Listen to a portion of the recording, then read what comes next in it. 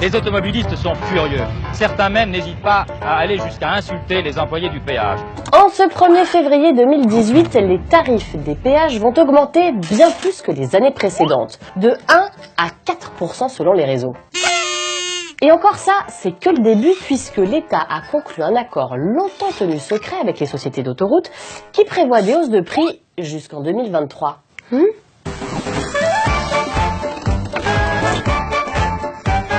Trop cher. C'est hors de prix. C'est un budget.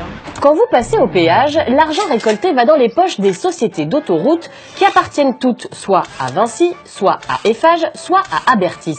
Selon elle, cette nouvelle hausse des prix s'explique d'une part par l'inflation, ok, et d'autre part par la nécessité de financer la modernisation du réseau. Bon.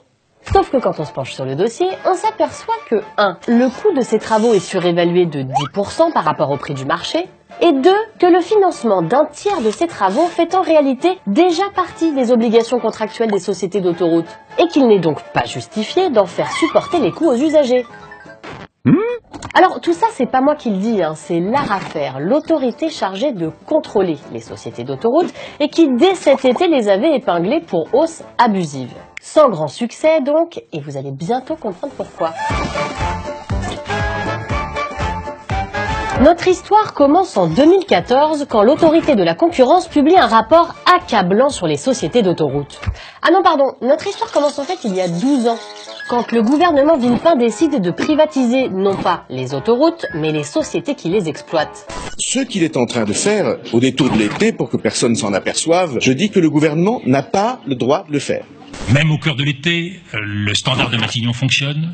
Donc je rappelle à François Bayrou le numéro du standard de Matignon, 01 42 75 80 00. Alors les blagues c'est sympa, sauf qu'aujourd'hui tout le monde est d'accord pour dire que privatiser les bijoux de famille, c'était une grosse boulette. D'abord parce que c'était se séparer de la poule aux œufs d'or, et ensuite parce qu'en 10 ans, les tarifs des péages ont augmenté de 20%, augmentation qui a servi avant tout à enrichir les actionnaires.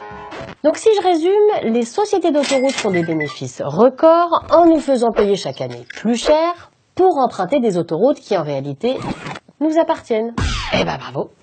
Du coup, en 2014, quand l'autorité de la concurrence dénonce les profits exorbitants réalisés sur le dos des automobilistes, Ségolène Royal, alors ministre de l'écologie, tente un bras de fer.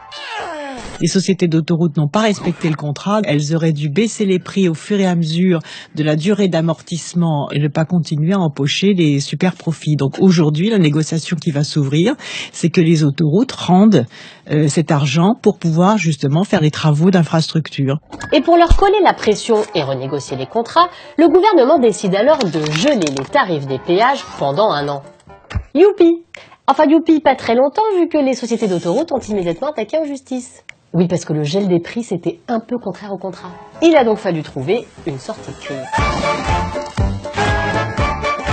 La sortie de crise, ce fut un nouveau contrat, négocié en grande partie par le ministre de l'économie de l'époque, un certain Emmanuel Macron. Son contenu, mystère.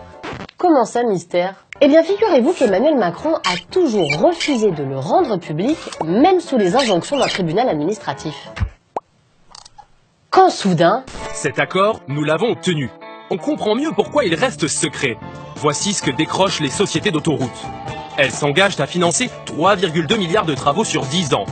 En retour, elles obtiennent une stabilité fiscale, une clause pour allonger la durée des concessions, et surtout, écrit noir sur blanc, pour compenser le gel des tarifs en 2015, des hausses de tarifs additionnelles chaque année de 2019 à 2023. Je sais pas vous, mais moi j'ai comme l'impression que l'État s'est encore super bien débrouillé.